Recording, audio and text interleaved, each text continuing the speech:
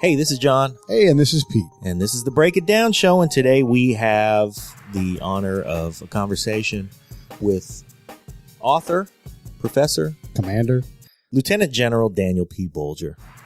the highest ranking guest we've had thus far. So far, yeah. Yeah. Congratulations, General. What I want to say before we launch into the interview is that I am consistently impressed with the high-level guys that we talk to, the military strategists. You know, I know a lot of soldiers, shitheads like you. That's right. When we talk to these strategists, the thing that I am impressed with is their unwavering commitment, their general intelligence of not just the military part, but the humanity part, and their integrity and all of those things. And I can't say that it's unexpected. Of course, I expected it from somebody of his level of accomplishment and rank. But I am, just pleasantly surprised by all the people we talk with. And we're talking about military strategists here. Yeah. And they're not just, we're going to march in and kill people. They're also genuinely concerned about the people who are there when we get there and what's going to happen after we're there.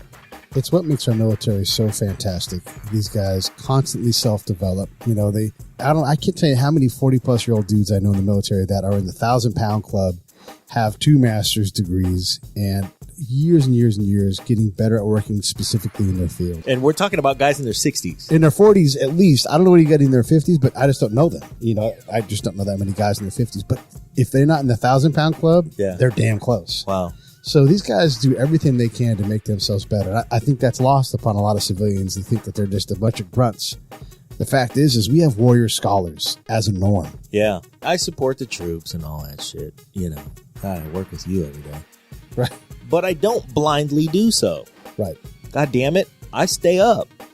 I look at what's going on out there and I try to vote from an educated perspective. Now, the way that I vote and the way somebody else's vote may be different. But please, listeners, don't just fucking vote because you belong to a party. Pay attention. Yeah. Really get to know some people who have, and everybody, we'll talk about this on this interview, but everybody knows somebody who has served and who has gone and done a tour. Get to know what the hell happens out there. Get to know these people and the policies that affect your neighbors, because there are policies that do. And fucking read, people. Read something and get a little upset when you hear what we talk about, because that's why we're doing That's this. right. Get a little upset. And here's what I implore all of you to do. Don't just fucking listen to MSNBC. Don't just fucking turn on Fox. Yeah. Don't get fed. Go find your information. Read books. Reach out and talk to us. I'm glad to talk to anybody. Also anytime. true. He will talk to you about all of this shit. He's not kidding. And so will I, but he's been there, so you want to talk to him. You don't want to listen to these shitheads on TV. The other thing is I will probably lose my mind and start going 100 miles an hour with the general, and he's likely to throw some words out, and I'm likely to throw some words out that are a little more colloquial for the military. So if we do, I apologize. Grab your computer. Look things up. It's all look upable. Do that, people. And if you get lost, write it in the comments. Pete, you lost me when you said fold a gap, and I will explain to you the fold a gap. That's not a problem. Or what coin is. Coin. Or stuff like that. Center If of you guys gravity analysis. Point that stuff out. Say, hey, Pete, this was fascinating until my eyes glazed over because you talked about this thing. I don't know what that is. Because I do it. Sometimes I get lost. And that's all right. This is one show in a bunch of shows. You're never going to hear this stuff on those big networks that John talked about. But you will learn something. Yeah. You will learn how complicated this is, that it's not easy, that there are people actively working on doing it, and none of them are dummies. And those people have integrity and really, really want to get it right. And so do we. So, as always, any topic, anything that we talk about, if there's something on the show that you want to know more about, or you think we're imbeciles about and need to learn more ourselves, reach out. Say something in the comments. Engage us. We want to hear from you. We want to know what you want. So, without further ado, the author of Why We Lost, a General's Inside Account of the Iraq and Afghanistan Wars, Lieutenant General Daniel P. Bolger. Thank you for joining us, by the way. Thank you. So I think you and I have served in Iraq and Afghanistan concurrently every time you were in theater. I don't think 100%, but I was in Iraq for basically all of 2004, all of 2005, most of 2006, a big hunk of 2008, all of 9, all of 10, about half of 2011, about half of 2012, 11 and 12 being primarily in Afghanistan, all the rest being in Iraq. Sure. My timeline was 05, 06, about 18 months in Iraq, from February 05 till June of 06. Mm-hmm. Iraq again, 09, 10, and then Afghanistan, November of 11 through April of 13. Oh, okay. And then your first tour in Iraq, what part of the country were you in? Baghdad? I was initially I was all over first time because I was, for 3 months, I was the Deputy Corps Commander for 18th Airborne Corps. Oh, and a deputy's job, the U.S. deputy's job, was to look after all the separates back to happen with them. Ah, okay. They were everywhere. The MI brigade, the CA guys, the aviators, mm-hmm. Even some Sec 4 brigades, some from National Guard. Or then my next job, I was CMAT under Minsticky, Coalition Military Advisory Training Team. So we trained their Army, their little bitty Navy, their small Air Force, and their little bitty Marine Corps. Right. And but then, if you did Minsticky work, I might have been worked underneath you then, because I worked out at the Iraqi Intel Academy and teaching the Iraqi officers what we called advanced source operations. What in reality was just getting started out at Taj. Yeah, that's what I was there then. We were rewriting the document. Actually, we attempted to do, I don't know if it stuck. We were attempted to do a train the trainer. So we trained and then trained the trainer, and then off they went. Yeah, and because they've been Soviet clients for so long, they actually had people who really did understand Intel. And I'm not just talking about, bamboo shoots under fingernail stuff, but, the Soviet, the old GRU still exists. I mean, they know their stuff as far as Intel. It's just a different approach than ours. It is a different approach. I spent about 3 weeks overall kind of talking about influencing conversations, trying to get to where you want to get to. More talking about like working with someone who's your source as opposed to someone you're interrogating. And at the end of the whole thing, they come back and they say, yes, Mr. Peach, we understand all these things, but we will just hook up their balls to the battery. Right, yeah. I'm like, well, there's always that. Just as I heard in both countries, they'd always say the same thing. So we have taken fire from Village X. Why do you not just blow it away? Right. Right. Why are we waiting? Just kill them. Yes.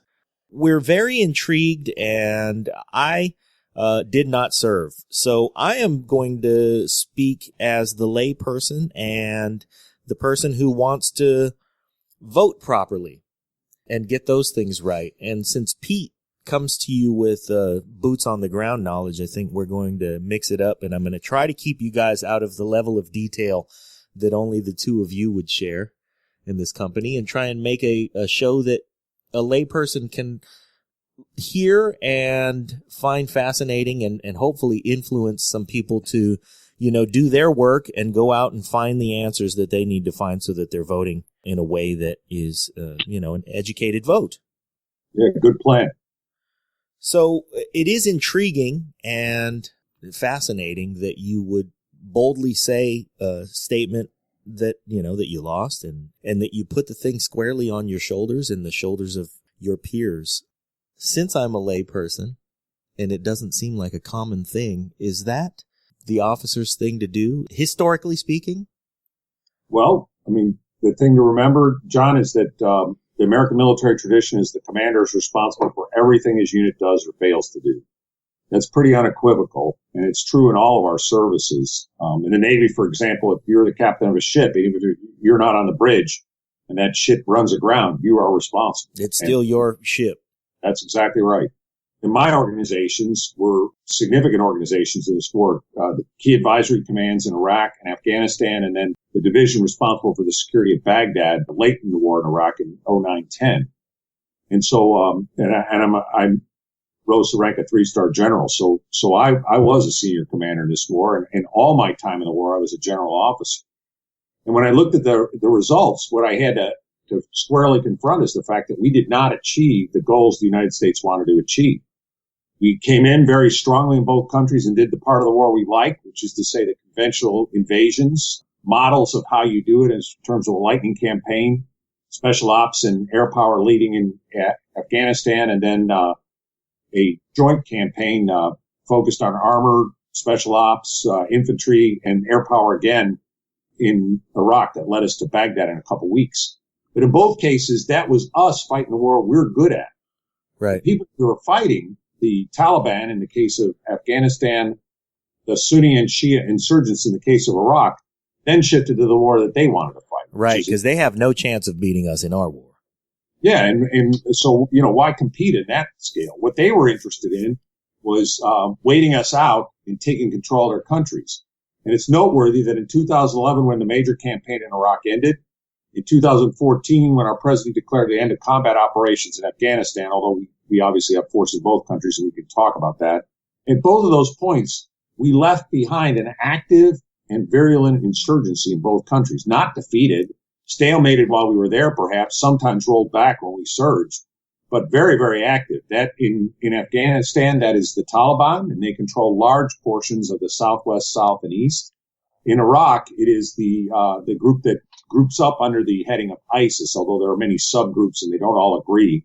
But they largely control the areas that are inhabited by the Sunni Arab peoples in North and West Iraq, as well as a spillover into Syria.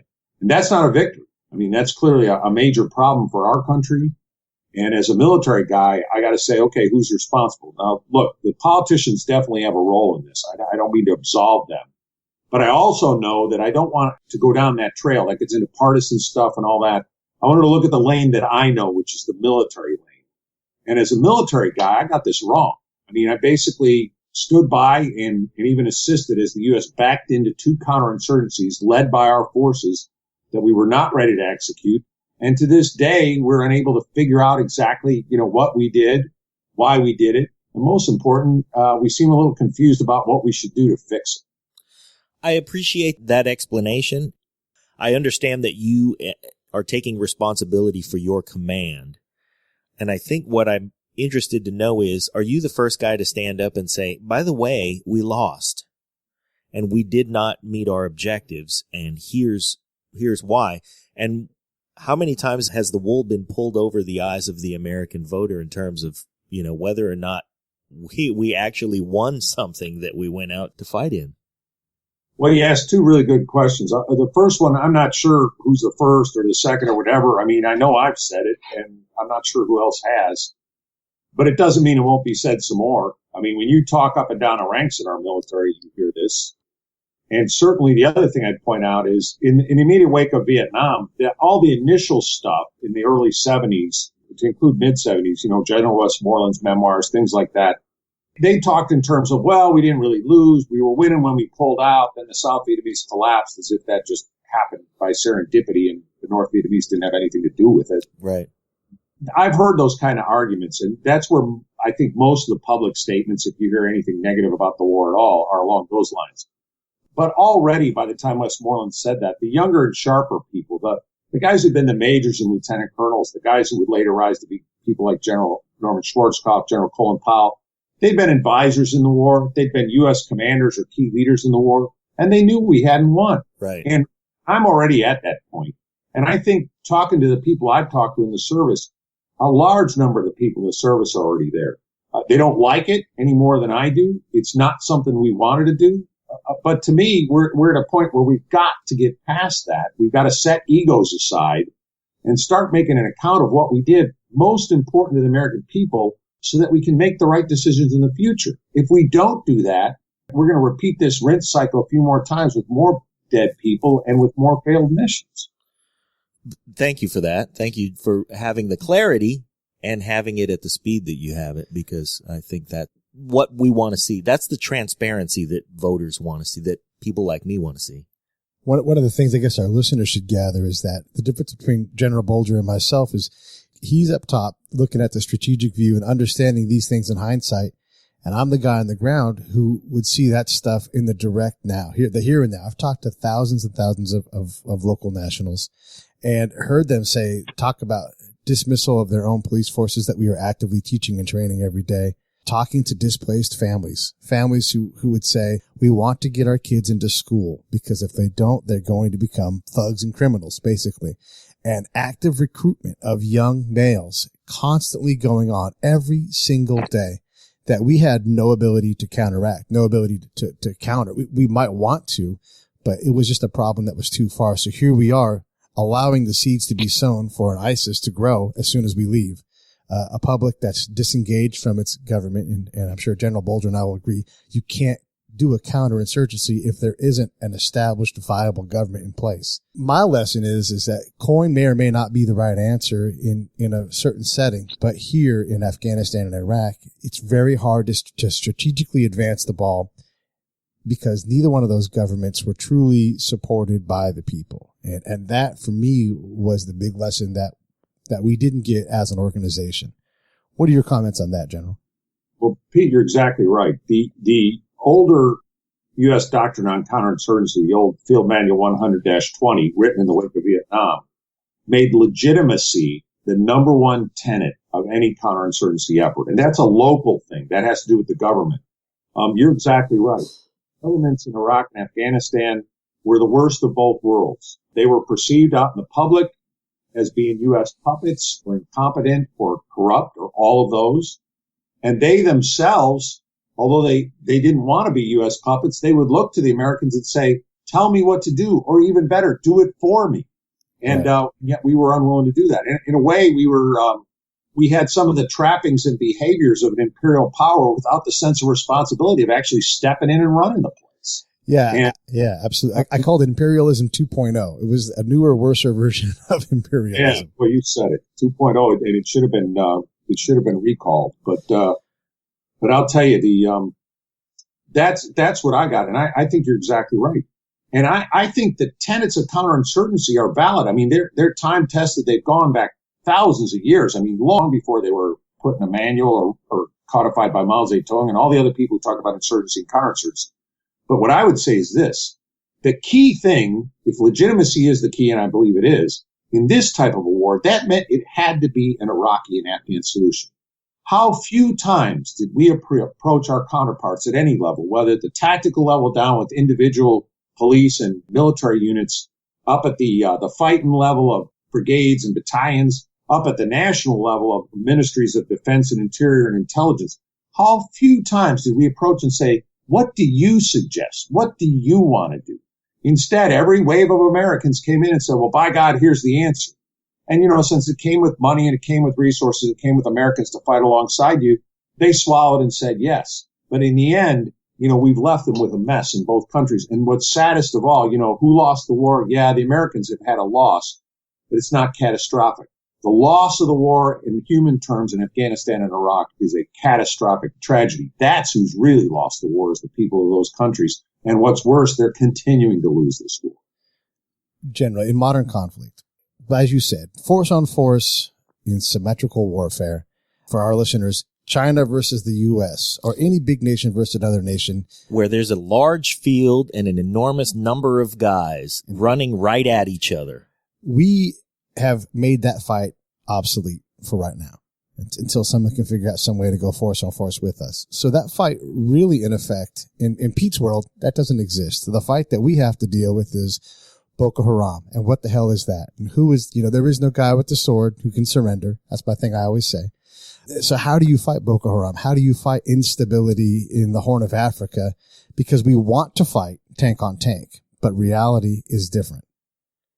Well, you're exactly right. And I think the key words there are limits in every sense. Limit your strategic objectives. Limit the amount of American power you introduce. And reduce the degree of pride or arrogance that the Americans think, hey, we got the solution. Look, again, as you mentioned, if our goal is to find elements of Boko Haram and kill them, great. But that leads to attrition, not a decision. That leads to just killing guys and killing guys to kill guys. Sometimes you need to do that. There's no doubt about it. I mean, that's the way you can, preempt terror attacks on the U.S. homeland and all that. There has to be a degree of that. But don't mistake that for a war-winning strategy. That is a method of just keeping the other guys engaged and at bay. It doesn't win anything. And then I think the other thing that you raised correctly, Pete, is if that's the case, if we're not going to go tank on tank, if we're not going to go jet fighter on jet fighter, what should our military do? And frankly, what we should do is we should build partner capacity. We should provide advisory and assistance capacity.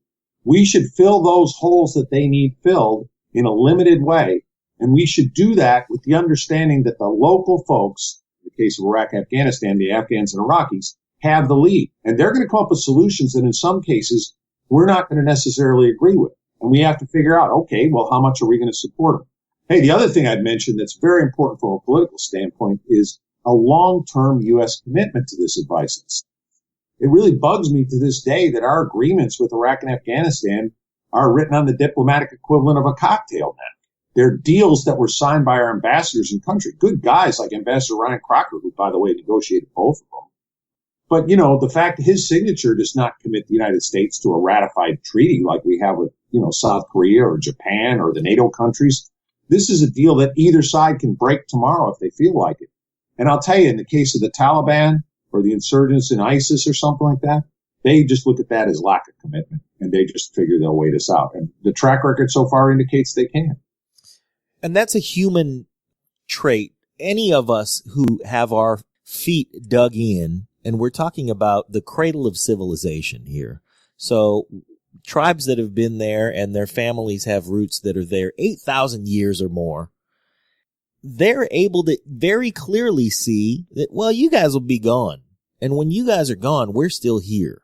That's something that absolutely any human population anywhere in the world that we decide to go and do work in is going to, the first thing on their mind is going to be, well, here you guys are. You aren't going to be here forever. So absolutely, I agree that has to be a part of the tactic. It has to be the driver of the tactic, I think. What's the obstacle? Because if we see so clearly to that solution or that component of the solution being absolutely necessary, what is the obstacle that faces our decision makers? John, in my opinion, there are two potential obstacles there that we've seen. The first, the bigger one is the political obstacle. In other words, someone in the United States domestic policy realm has to inform the American people and get a vote on record authorization for use of military force for a long-term commitment. That can be codified with a treaty like we have with South Korea or Japan. There's a variety of ways to go after it. Not be year to year with budget hearings and things like that. It's got to be a long-term commitment through thick and thin that people realize we're going to stick with, regardless of the latest election cycle or what showed up on CNN this afternoon. So there's a political commitment. It's disturbing to me that in addition to not having treaties with either Iraq or Afghanistan, the last authorizations for use of military force in the case of Afghanistan, September of 2001, right after 9/11. In the case of Iraq, October of 2002. Everything we've done since then is still based on those, and they're highly dated. And we need to have another discussion. I mean, they're talking about maybe doing it with ISIS, but we need that with a vote, with a public debate. So that's the big domestic political question. But the other thing is military culture. It is very, very hard for U.S. conventional military people, guys like myself, who are longtime infantrymen.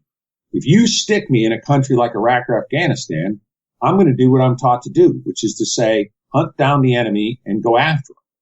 But the challenge is it's not me that's supposed to be hunting the enemy. It's supposed to be the Iraqis. And hunting the enemy is maybe 10% of their job in terms of what they're doing to secure the population. So in some ways, we have to do a cultural recast of the American military. And it's noteworthy that in terms of our advisory and assistance mission in this war, in both countries, every single season, we did it differently. We never could settle on the naming conventions, the manning methods, the training methods, how we were going to carry out this task, which was the core task of the war. And the fact that our U.S. military has retreated from it after this war as fast as they could and immediately gone back to some 1980s full-to-gap model, to me is very, very disturbing because it indicates we did not learn the key lesson of the war with regard to fighting insurgents. Wow. Yeah. I was biting my tongue a whole bunch there. Dad, I find irony in this.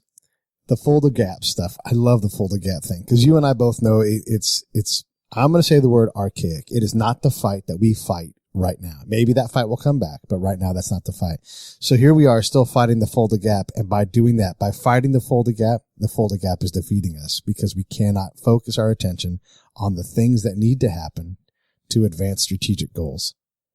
That's just the bottom line. We have to leave the Fulda Gap alone and let the Russians come screaming into it. That's fine, because right now Boko Haram is punching us in the mouth every single day. If you like the show, and you know you do, send us some pictures of your boobies. Don't do that. Support the show. There are 3 ways you can support us. Number 1, go to iTunes or Stitcher or wherever you listen to podcasts. And leave a 5-star rating and review. It helps with the show metrics and helps us get better placement. Number 2, visit our website, www.breakitdownshow.com. We've got an Amazon and an eBay link. Same Amazon, same eBay, you know and love, but they give us a little kickback when you get to their site from ours. And number 3, leave comments about the shows that you like. We want to know what you think, how you feel. Tell us how to make the show better. We greatly appreciate it. Now back to the show. We like boobies. Well, as a voter, I would like to know, there are 2 parts to my question, and I want to keep them separate. And the first and the shorter one is, do you think that there is a way or a person who can make the political fight and score a win on the long-term solution? Is that something that, because as you describe that, the necessity of that component to the solution, my thought is, I don't know that there's a politician out there who's got the legs to start that fight and to get everybody together on it. John, you're right there. I mean, if you look at last night's State of the Union and the response from the opposition party, I mean, very little discussed on foreign policy, and most of it's just mudslinging. So if you're the party in power, the president, you're talking about, hey, everything's pretty good around the world. Now let's talk about what we're doing in the U.S. If you're the party out of power, you say, well, everything's horrible around the world. And also let's talk about what we're doing in the U.S. Right. You know, we're the most irresponsible superpower in any history I'm aware of. Well, that's because we do imperialism so poorly, and we don't get a chance to look. Convince yourself we're not. Yeah, managing the expectations of the people we go help, the Iraqis, fill in the blank African country. Liberia is a great example. They have huge expectations for us that we never even bother to understand what those things are and completely ignore them. So the Iraqis, they come to me, and again, I've talked to these guys, and so an Iraqi says to me, you guys are United States of America. You gave us the right to vote. It's beautiful. Why don't we have electricity? You've spent $1 trillion. Couldn't we have done that for a couple of $1 billion, strung the whole country up and had a dedicated electrical? So we could have paid you back with oil. And that's a hard question to answer. Oh, yeah. Well, an equally good question that I've heard from Afghanistan. Why are you, as the military guys, doing the only concentrated Western-sponsored literacy training for our country? You're doing it to get guys trained to be in the Army and police, and they love it, and it's sort of like Afghan GI Bill. You know, where was this effort in 2001 to get literacy out to the villages? If you would have started in 2001 with a concentrated campaign, heck, by now we're in 2015, you would have had a literate generation. How would that have changed Afghanistan? Yeah, it would have changed it tremendously if we can get it right. And this is where the strategic and the tactical have to meet. And I do want to back up in a little bit in what you said. You talked about creating capacity with our partners. And General Odierno says that, and all that stuff is correct. But if there isn't an outside element that's able to look at the process that's created, and as these great captains and majors and colonels are out there executing these missions to train these units, if it's not working, someone has to be the voice, because those majors and colonels and captains aren't able to tell the general who comes to town, this isn't working. Part of that military culture you talked about, there has to be something that evaluates that stuff. State Department too, they'll have programs and things they do that simply don't work, and they particularly don't work off the main road. You go 5 miles off the main road, and it's a whole different world in Afghanistan. Yeah, no, absolutely. I do think that assessing ourselves is very difficult. There's actually a couple challenges we have. I would actually argue, Pete, that computer, for all its goodness, has also created something not akin to what happened with the telephone and the wireless in the First World War. In that war, you had commanders at all levels who thought they had to stay at their command post so they could answer the phone and issue reports and call for artillery and all this other stuff. And at the higher level, they were doing that in chateaus. So we despair these chateau generals of the Western Front. But today, I would argue we got a digital chateau. We've got a lot of people who think because they see something in PowerPoint where it's briefed to them in a script every morning that they know what's going on out in the units. And what you see, rather than people spending a lot of time out in units, you see senior people blowing in and blowing out very, very quickly. The junior people, as soon as the guy leaves, they say, well, he's a nice guy, but he has no idea what's going on. And yet the senior people with their daily briefings are on a sine wave as if we were fighting in Northwest Europe and we had to commit the division reserve tonight. It's a long, long war. And so as a result, I don't think you need a daily briefing down to tactical level at the multi-star level. What if those generals instead spent 4 or 5 days out in one of the villages? Would they not come back with some interesting insights? That was a method I used to use. I don't know if I was the only guy who did it. I didn't run into too many other generals, let's put it that way. But I'll tell you, I also didn't have any illusions about what was really happening or not happening in either Iraq or Afghanistan. Yeah, you're right. I would see generals come in, and it was part of the rounds. And generals have to make their rounds. They have to go out and touch the troops and everything. And I would watch, and in particular, I'm thinking about General Cone, who would come into my part of Baghdad. He'd get a capabilities brief from the unit of the year. They would talk about all the things that were there and all the bells and whistles and what they were doing. And there was really no substance in it, you know. Meanwhile, that night I'd go out and go talk to Iraqis who said, yeah, thanks. But you realize that the second you guys leave, no one's going to do anything. I would ask one particular question I would say, okay, bad people come to your house. What are you going to do? And this is in 2010. This is late in the game. The answer was never, we're going to call the police. It was never, we're going to call the army. It was, I was going to call my brother. I was going to call my cousin. I was going to run anything, but never call the police. And I'd write those reports. The commander would say, well, what do we do? I'm like, well, quit making the training a secret and let people know that they've got a capable police force. Give the police little wins so they can start to collect some positive connections with their community. But that stuff doesn't happen. And as a general, you're not going to be allowed to see that stuff for the most part because you're the general, and it's very tough. Well, ground truth is denied to you, you know? Yeah, without getting into, how generals do business or colonels or sergeants major, whatever, it's up to the individual. You'll see what you want to see. If you think the way you're going to learn stuff is by 1 hour drive-by shootings, okay. But, I knew right away that wasn't going to work in this kind of war. I'd read enough stuff about Vietnam and all that. I spent a lot of time out on the ground. I talked to Iraqis, talked to Afghans, and spent time with their units, Army and police, out on missions and stuff. And you learn a lot because as soon as they realize as a senior dude, hey, this guy's actually staying and he's here all night, they start talking to you because you're not leaving, so they got to do something with you. And of course, you can't bring a big entourage, and you can't alter what they're doing. In some cases, I learned the most when I would go to a unit that was all screwed up and they weren't doing anything. Because then you could find out what really goes on. You're like, hey, these guys are totally useless. And you go out in the village and they go, yeah, the police are totally useless, Yeah. And like you said, how do you protect yourself if bad people come? Well, me and the neighbors, we grab our AKs and we go out and shoot them. Or me and the neighbors pay them off. Or me and the neighbors are part of the Taliban. So right. Yeah. And I think part of it is if they thought you were really listening, and listening takes time. So you got to commit time. Think of the message that would be sent to our chains of command if senior people fought the war that way. If nothing else, it shows that we're seeing it as a long-term prospect, not something that can be solved in a 1 hour battlefield update. I met with an Afghan district leader who's basically, for our listeners, is like a county governor. I met with him daily. I could do and say whatever I wanted to do. I had great access to him, and it took me approximately, and this is after years and years and years of doing this very thing. It took me 6 months with this guy before his light finally clicked on and said, oh my goodness, I understand what you're doing. I trust you now. Yeah. It took me 6 months, and there's no doctrine that says, here's how you do it. There's no, in the military we call a medal. There's no mission essential task list that I can train on that allows me to do that any faster than that. Every individual person has to make it up.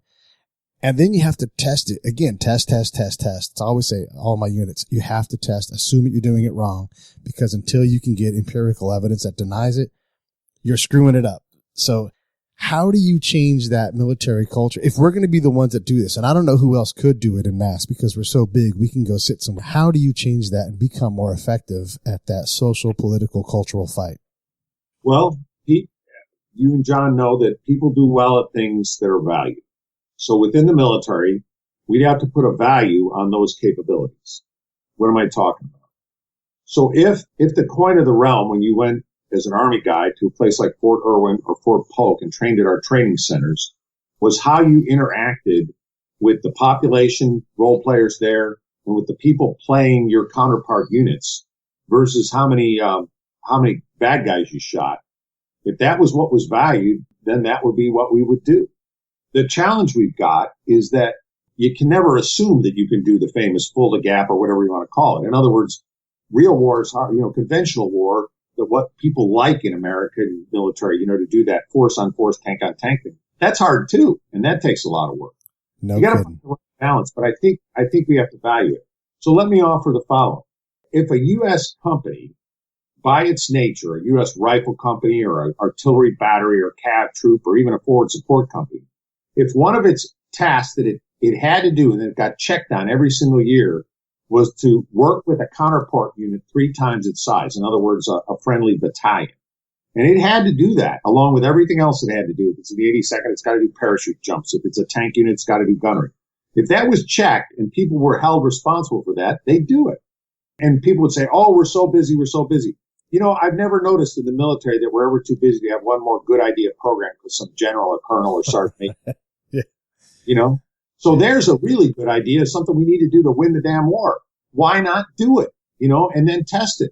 And you reconfigure our training centers so that instead of having, in the case of my old stomping grounds, Fort Polk, instead of having 600 opposing force soldiers, you maybe have 500 of them that are playing friendly police and friendly army and things like that, friendly intelligence service, and about 100 of them are playing terrorists and insurgents. That's about the right ratio anyway. And you set it up and you run it out there and you see what people know about how to mentor, train, and work with those units. And of course, being role players, some of them will be difficult. But to me, that's the way you got to go. I think if we continue configured the way we are, we're going to continue to produce the same results because we haven't changed it.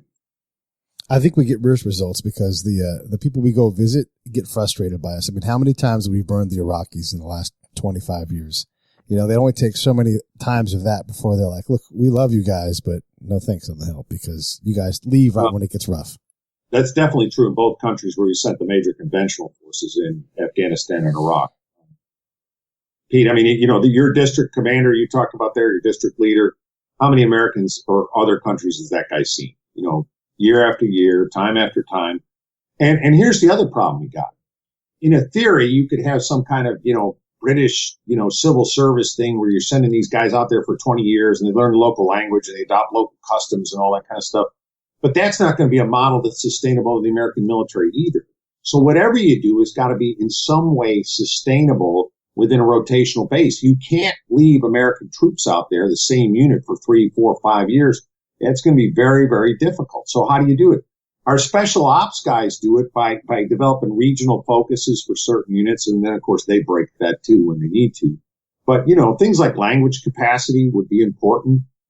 Cultural capacity and testing and training to that would be tremendously important. Your U.S. military sends people of all grades and ranks to school for all kinds of things. But, again, if that was valued, we'd be sending people to school for that. Yeah, I'm big on the cultural side of things. And one of the questions I always ask people is any soldier down to the basic level can break down and tell you the capabilities of the M14 or any other weapon system to great detail and how to fire it effectively. Every bit of training that has been cultural, one of the things they say in my line of work, counterintelligence, where I started, they'll say, establish rapport. Now show me the metric. How do you know when you've done it? How do you know when you've done it well? How do you shoot expert at establishing rapport? And then how do you shoot expert at establishing trust? There is no higher level. After all the engagement we've done, we have no higher level doctrine that we can teach to the lowest level soldier that reflects that. And that's on your peers, the people that design that stuff. No one said, oh, absolutely, we should be able to work with interpreters better. Well, it's like in the civilian world when someone wants to be elected, and so they want to say that they're tough on crime, so they throw a bunch of bad guys in jail. That's the more easily quantifiable solution. You can go to the voters and say, voters, I am tough on crime. I threw this many people in jail who were bad. It's a lot more difficult to quantify the guy who says, well, I've been an educator for the last 28 years, and my efforts have kept this many people from doing bad things to get thrown in jail. So it's along those same lines. If you can't measure and you can't shine a spotlight on the fact that you've won the trust of people who are in the native populations where we occupy, then you can't say you're successful. And it's a lot easier to say, well, I'm successful because I killed this many bad guys. Yeah. Well, and I think, John, one of the things you're getting at is our measure of success has to be the performance, not just of our guys, but more important, the performance of our local partners. Yes. You know, what is their effect? You know, Pete gave a great example.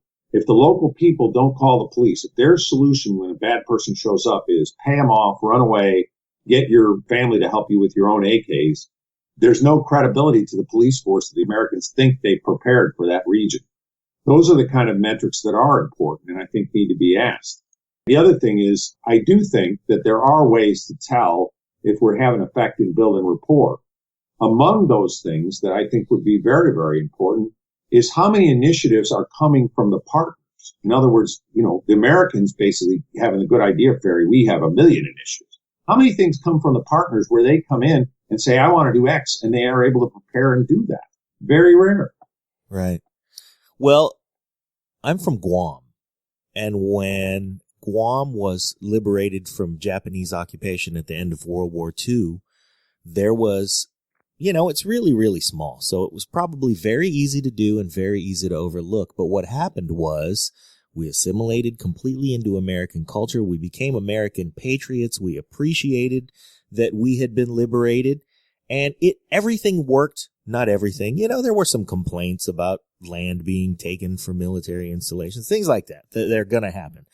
But for the most part, if there was an opportunity to point at something where, hey, look at what the military did right, there's where it is. Because we have a population there that the military did not completely leave, but for the most part left to be autonomous in large degree because we're so far away. But they said, well, hey, here, we'll give you the tools. We'll stay here and support the solution. What do you guys want? And because it was a strategic location and small enough that the population was easy to satisfy, we were able as a country, now we being the United States, was able to say, okay, Guam, what do you guys need out there? Oh, you need education. You need all the basic essential things that human beings want. Now let's give you all of those things and all of the tools to govern and all of the tools to make it so that you trust the government. Now what do you want? No, we want to be American. We love it. And that's what happened. So how do we multiply that? How do we recreate that? How do we even show military culture that, hey, we've done it right before? Yeah. Because a lot of people that I talk to who have military background, you know, they have questions. First of all, I don't even know where the hell that is. Tell me what it was we did about Guam. And I know there was something there. What happened there? And what ends up, you know, coming out of the conversation is that was a military occupation and a liberation that actually happened and worked correctly. Yeah, great example. And we should mention, it's worth mentioning, John, that in the Second World War, the United States military had a dedicated military governance effort. At that time, on the staff of higher units, the 5th Staff Section, the G5, was civil military. Nowadays, when you see something that's a 5, it's a plans section or a strategy section at the higher level. Back in those days, it was the civil military. And there was a school of governments. In fact, it's where the Army War College is now, Carlisle Barracks, Pennsylvania. And also, because it was a national mobilization, they took in people who were city managers and police chiefs and all that kind of stuff and trained them to be military governors. So they were sort of doing what they already did in the United States. It's noteworthy that in this war, some of the best effects we've had in that area have been in areas where Guard or Reserve units, to include the Guard and Reserve from Guam, went in and basically put on their civilian hats and did the stuff they did as civilians, you know, business guys, educators, etc. When they would do it in districts in Iraq or Afghanistan. It was not their assigned duty. They were probably supposed to be like artillery guys or military police or whatever, but they do that in their other life, and they would have good success on the governance line of operation because of that background. So exactly what you're getting at, John. The ideas, the thought is resident there. It's just how do we build on that? And moreover, as Pete keeps warning us, what are the metrics you use as you train that to make sure that you're getting good at it and you're not just going through the motions? So here's a story that goes to that training and developing capacity. And I'm in a far off village in Afghanistan, one valley in a basin of valleys. And our sphere of influence is maybe 300 meters positively and maybe 1,000 meters in one direction, mind you, because it's a canyon that we're in, maybe 1,000 meters out that we can get to within, say, 20 minutes. After that, no control, no governmental, anything that anybody can reliably measure. So we're trying to figure out how to make the police more effective. And so I get with my police trainers who are highly qualified American guys who know everything about police. And we decided to give a little demonstration of fingerprint capability to the local elders. Partly one, because we want to call local elders in and see who shows up and how far out they come from. But two, also to show this capability because we never do this. So the elders come. And we do a little demo with a teacup, something all those guys understand because they're always drinking tea. We do a fingerprint thing and we show them, and this is fingerprinting. This is not anything magic. It's a very old technology for crime fighting. And we show them you can identify easily who the person was that held the teacup. And then we link that to the enrollment system that we have. Because you got to imagine, I always tell my colonels, imagine someone doing a biometric-based enrollment for all the military-age males in your hometown. How well would that go? Oh, yeah. That would be great. You'd be a hit. Yeah, go try that anywhere in the nation. In Baltimore. Yeah. Well, yeah. As you all are well aware, when the British Redcoats tried that in Boston, things did not go well for them. Right. So, yes, we have to do it. Yes, we have to get these guys enrolled, but you have to give the elders the ability to elder, to guide these guys. You have to say, this is why we're doing this. Because when a bad person comes, their fingerprint is going to be in the system. And if your kids aren't bad, which we all know they're not going to be arrested. And they look at us and they say, first off, they say, you are the Americans. You have conquered all of science because we had fingerprint capability. And we're like, this is actually your police's capability. And the police look at us and go, we can't do that. Nobody taught us how to do that. We don't know how to do that. And then the police advisors look at them and go, we learned this 2 weeks ago. They're like, we don't know. We can't do that. We have no ability. So there was all this confusion about what could happen. The elders say, you guys can tell us who the Taliban is based upon their fingerprints. Why don't we give all these guys they already figured out how to use this to their advantage to arrest the Taliban guys. Yeah. We'll have a tea party and then we'll gather up all the teacups. Yeah. And I'm like, what a mess. Exactly. So do you think, General, that we actually are moving in a direction that we can pick up a head of steam and start to get things done? And was the purpose of writing your book to create a catalyst for that head of steam? Or do you think that we're still further back in the fight and that we don't really have any momentum yet? John, I would like to think that what I've written will at least get people talking about the war and challenge the view that things were about to work out or something like that, because they're not. And so, yeah, that's why it's fairly stark. And it says, hey, look, we got to face the fact that we've had mission failure here and we got to figure out why and we got to fix it. My sense institutionally is there are portions of the U.S. military that are facing. And again, I'm old enough to have lived through the aftermath of Vietnam. All the people who taught me, trained me were Vietnam veterans. My first sets of commanders and first sergeants and NCOs and all that were all Vietnam veterans. They had no illusions about what had happened in Vietnam. They knew they'd fought bravely. They knew they won a bunch of firefights, but they also knew the U.S. didn't win the war. And I think that's the way it is right now if you go through the rank and file. I think some of the senior people are going to have to get over their egos and figure this out. But I got to tell you, it's very disturbing to me to see the direction we're moving in, because what I see is a military as a whole, not just the Army, but the Air Force, the Navy, the Marines, the Coast Guard. Everybody is focusing on conventional ops because that's the comfort. Yes. It's as if what we've just done is going to be flushed and buried and we're never going to talk about it again because we're never going to do it again. Oh, that I wish it were so. And amazingly enough, we're saying that even as we got men and women, as we talk right here, that are in counterinsurgencies in both Iraq and Afghanistan, let alone the people being in the shadows in dangerous places like Yemen and Somalia and other spots around the world where bad things happen every day. Yeah, maybe my book will help, move the debate, but we better not debate too long. We got to get going on this. The wolf is at the door. The wolf is actually in the door, and it's not going to go away. We're at the equivalent of punching in as an auto worker in Detroit and continuing to build Tauruses and K cars. And we need to wake up, improve a lot of practices because guys are just showing up to work and punching the same stuff out. Well, and John, the other thing that we have to do is, and I certainly say this in the book, the vast majority of the words written in the book are tremendous accounts of the bravery, brilliance, good leadership, great performance of American men and women in combat, our great volunteer military. You know, whatever we do, we got to preserve that part that works. We cannot assume that we will win every firefight unless we train at that kind of stuff. We cannot assume that we'll have a high quality disciplined force unless we work on that and recruit them properly and teach them well and lead them well. So we got to do all those things as we shift the direction a little bit to be able to account for today's wars that are coming up to us. It can be done, and I'm pretty sure it will be done, but it's not the current generation that's going to do it. The guys like me, we've already had our shot and we messed it up. It's the next group. It's the equivalent of the Powells and the Schwarzkopfs, the majors, lieutenant colonels, master sergeants, sergeants first class. They're the ones that are going to step up and get this fixed in the next 10 years. And you can already see that bubbling.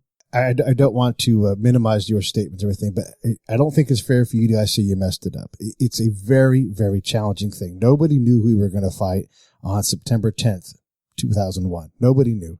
Nobody really could speak intelligently about Islamic culture or any of those things. And you guys have had a monster learning curve as an institution. Should you have done better? Oh, okay, sure, yeah. But it's very, very challenging to do what you guys do. And as you keep saying, and it's important that we all remember this, our service members, every single one of them is working hard. They volunteered. They're professionals. They put constant work into developing themselves. And it's not to minimize any individual's effect because we all pour our life and our heart into it. And I struggle to find anybody that says I did a terrible job because that's not what we're programmed to do. But the pieces as a whole, as they fit together, there is a lot of problem. And it's the reason why we do this show with these military type themes is to show how challenging this stuff is and how frustrating it is. It's like you find fault in what your efforts do. I find fault in my efforts too. I could have done a better job. I shouldn't be focused on the ground as much now. I should find a way to work in the system. I would love to go audit JRTC, NTC, the War College, any of those places where they teach these kind of things. I would love to go audit it and use my ability to do it. But I fail at being able to open that door to get permission to do it. So all of these things are very challenging. They're very hard, and everybody's working very hard. Nobody knows the answer. It's not coined. It's not conventional force on force. I don't know what it is, but none of this stuff is simple. None of this stuff is laid out in a clear roadmap that anybody can defend independently. But what it takes for us to reach a solution, though, is the ability to stand up and say, okay, we got it wrong. Let's get it right. Yeah, we can do better, for sure. No, and I think we have to do that. And that's, here's some things that are, at least to me, are indicative that we will head in the right direction. The military as a whole, I know some of the senior people are not too happy with me. My Christmas card list was probably shorter this year than usual. But I will tell you, I've been invited to speak at the Army War College. I'm going to Fort Leavenworth to Command and General Staff College. I'm going to West Point to talk to them. I've talked at other institutions, National Guard, Reserve, etc. The fact of the matter is people are interested in talking about this stuff. And many of them don't agree with me. That's okay. To me, they don't have to agree with me. What they have to do though is discuss it, yes, put the light on it. Like John said, have a degree of transparency. Then the military as an institution will have continued credibility with the American people because American people realize we're not going to get everything exactly right. War is hard. You're going to mess stuff up, but they want a straight answer. What they don't want is when they say, well, General, did we win or lose the war? I start into an explanation. Well, it depends on the meaning of win or lose. Okay, their eyes glaze over at that point. And the fact of the matter is we need to say outright, hey, we lost. And we lost not because we're evil guys. In fact, we were doing everything we thought was right. It was the wrong thing. Now that's a different problem, and that's something we can solve. Yeah, and I would say we lost because we didn't train as we fight. We let all of the critical elements of the fight go to wayside. I would watch new unit after new unit come in and try to do what's called the center of gravity analysis. Obviously, you know what that is, but for our listeners, and they would always constantly come back with an enemy focused thing. And then the response from me is always, you've got how many people in this district? Well, we're not sure. About 250,000 people. There could be more. Okay, good. 250,000 people. How many shitheads do you have? Oh, about 150. Okay. Where are you going to focus your attention? Where is the win going to be? It's not the 150 dudes that you cannot make disappear. Because you can, if they want to take the bad guys, then you say, all right, cool, 150 bad guys. How many dead guys on average show up that are bad guys per day? Zero. So you can't win that fight. You're already at a zero-sum game. You have to focus, have to focus on the bulk of the population and moving and creating what I would call affect or operations instead of effect operations. And it's a different shift of focus. But if you cannot move emotionally the people that you're trying to help, don't go. Yeah, exactly. And to me, that's the kind of honest discussion we need to have in our country about long-term commitments against people like ISIS, about staying in Afghanistan against the Taliban. That discussion needs to be had publicly. There's nothing secret about that. There's nothing arcane. The average American citizen could easily understand what you just said, Pete. You know, the numbers you just said is exactly right. Hey, if the country we're going in has 10,000 terrorists and 28 million people, our focus needs to be on those 28 million. Hey, people understand that. They understand the idea of criminals or a troublesome element in society. But for God's sake, you need to have that discussion. If I have one more guy say to me, well, you know, we really don't want to approach the American people with these details because they'll tell us to pull out. It's like, yeah, because you probably haven't convinced them that what you're doing makes any sense. Yeah. You know, there's an answer. It's amazing how much of military operation is a sales job. But it really is. It absolutely in is. every direction.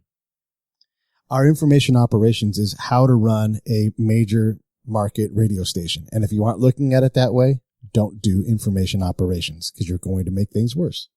Bottom line. Any salesman or advertiser will tell you that's worth his salt is you can only sell a good product or service. In other words, there has to be quality there and people have to want it. You cannot generate a love for something that they don't have a love for and don't have a need for. And I think that's where we tend to go a little bit awry because in our love for American solutions, we try to feed things to people in places like Iraq and Afghanistan that they don't want rather than, like you said, the guy who says, hey, it's great that you're helping me with governance and, boy, I'm glad you paved the road, but how come my lights don't work? Yeah. Yeah. And it's that, you landed dudes on the moon, you have a world superpower. What's with the power here? Right. Or thereof.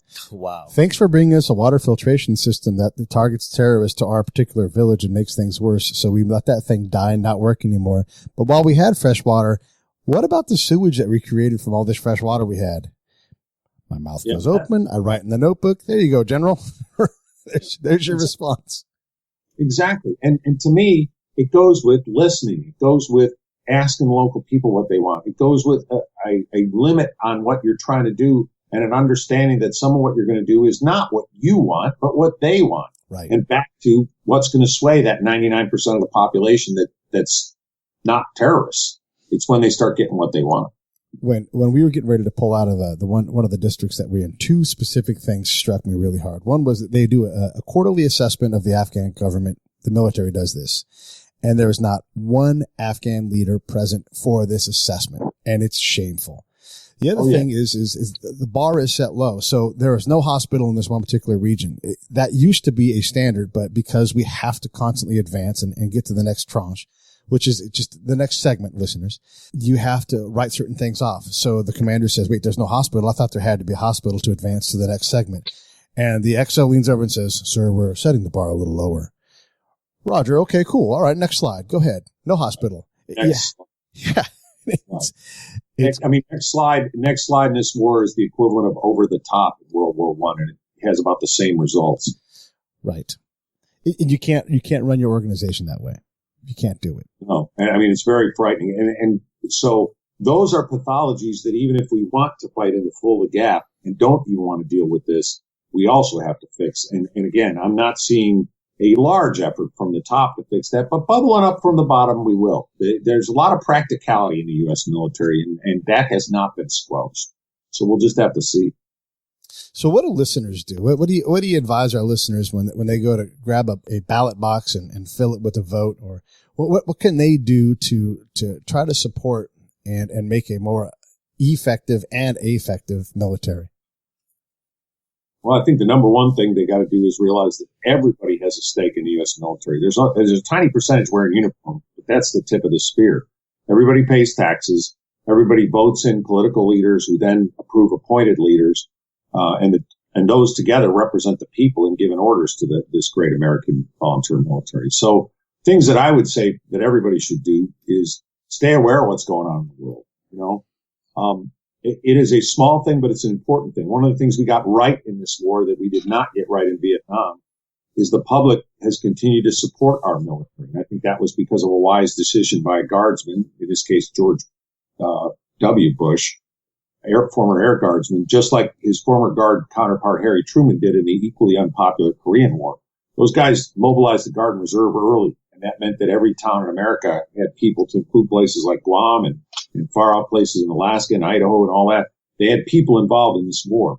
And so as a result, you're not going to turn on your neighbors. It's not something theoretical when the man or woman down the street's child is in this fight. So I think supporting the troops is very, very important in the sense of, you know, you want to make sure they realize that whatever you may think of the policy, you know, you're behind the people who are defending the country, and you want to let them know that. And that's been great in this war. It's been a strength of the war. And of all the things that have gone wrong, that's a thing that's gone very right. And then staying engaged in what's going on in the world. You know, okay, so you support the troops and you vote and you pay your taxes and you do all that kind of stuff. You know, but what are these troops doing, and what are they doing over there? And you got to pay attention to the news. And I know for most people, that part of the news where they start showing the footage from places like Sana'a in Yemen, or from Paris with the Charlie Hebdo things, most people are not interested in that. They want to get back to Kim Kardashian or whatever. But the fact of the matter is, it's those faraway places that affect the lives of those of our neighbors that are going forth to defend us. You got to be aware of that. And that means then you got to hold the elected officials to account for their part of it. If they're part of the executive branch, the president and vice president, president's commander in chief, what orders is he given? What direction is he given through his military and through his secretaries, defense, state, treasury, etc. And if it's the elected guys in Congress, the men and women in Congress, what's their oversight? Are they spending the money wisely? Are they asking the right questions? When they go on trips to theater, are they coming back and telling you, the citizen, what they saw? Or is it all just happy stuff? And we can hold people as responsible for that. I'll tell you, you guys know this, and Pete and John, I think you're aware of this. There is less turnover in the United States Congress than there was in the old Russian Supreme Soviet. There's a message there. Maybe it means everybody's happy and they love everything, but boy, the polling data doesn't seem to indicate that. Yeah. 14% approval, and yet incumbents can routinely get reelected. It does not. We are confused as a people, for sure. We are. And the good thing is we got a constitution, we got freedom, we got capabilities, we got the means to fix these things. But step one is you got to be willing to admit there's a problem and start trying to fix it. If you just sit in your house and ignore it, guess what? It keeps going. Well, that's why we use our platform. We love to talk to rock and roll stars. We love to talk to authors and everything else. But we have these conversations in part one to let people know how to support soldiers. And I'll say this right now. Hire a soldier. Help a soldier get a job that's not just pushing a broom around. They stuck their neck out. You stick your neck out to help them. That's the first thing I'm going to say. That's nice, but I'm going to interject. That's not the reason to hire a soldier. Hire a soldier because he's been somewhere and he's done something where he learned a lesson that created a level of integrity that a lot of people out there just don't have. So recognize that in the returning veterans that are available to you if you're hiring folks. And if you're not, get to know someone who is. Sure. Yeah, absolutely. And I tell you, those kind of things resonate. Businesses that do hire veterans, word gets around. Every business, government, public service, whatever it is, their reputation is very, very important to how much people trust them and how much they want to work with them and do business or get their services or whatever. So stuff like hiring vets, sends a message as to what you value. Veterans are something our society values, and I think that's right. I'd also say reach out to your representatives, your elected officials. Ours for our district is Mike Thompson. And if Mike Thompson ever wants to talk to someone who's got boots on the ground, he could talk to John and I. We'd gladly talk to him and put him in front of people that can better educate him. And when he goes to sit on the Ways and Means Committee, he could have a better understanding of what really and truly happens. And so talk to your representatives, like General Bolger says, because he's the boss. That's right. Well, the great thing about our country is the boss is the American people. But sometimes we're working for an absentee landlord. That's right. That is also right. Yeah. So everybody out there, make sure you stay informed. I mean, aside from your comment for all of us to stay informed, which I certainly appreciate, one of the lessons in preparing for our conversation that I learned from watching the other things, and by the way, everybody, you should go and look at those conversations like the one you had with Charlie Rose. Where else? What else did we? There was an interview in 2010 about readiness that the general attended and actually spoke at. It's excellent. These things are available on YouTube, and actually, where we post your interview today, we will provide those links. Yeah, no, it's great. Getting to know the strategy of involving guardsmen early on. That was something that was new to me. I didn't realize that had been done to me, but I do indeed remember exactly who went from our neighborhood, who among my coworkers went, and it did make a difference. It sure does. Yeah. Hugely important. It was something that was not done on any large scale during the Vietnam War, and it was a big mistake. Any closing thoughts? My biggest closing thought for John and for Pete is, thanks for your passionate interest in this subject. I mean, in Pete's case, he's put his hide on the line and done it. John, in your case, you're a committed citizen, and we need you as much as we need anybody wearing a military uniform. So thank you so much. I mean, you do credit to all of us who've had the honor to serve our country. Well, it was an honor to talk to you today. The book is called Why We Lost, A General's Inside Account of the Iraq and Afghanistan Wars. And we had the honor of our interview today with Daniel P. Bolger. Thank you very much. Thank you.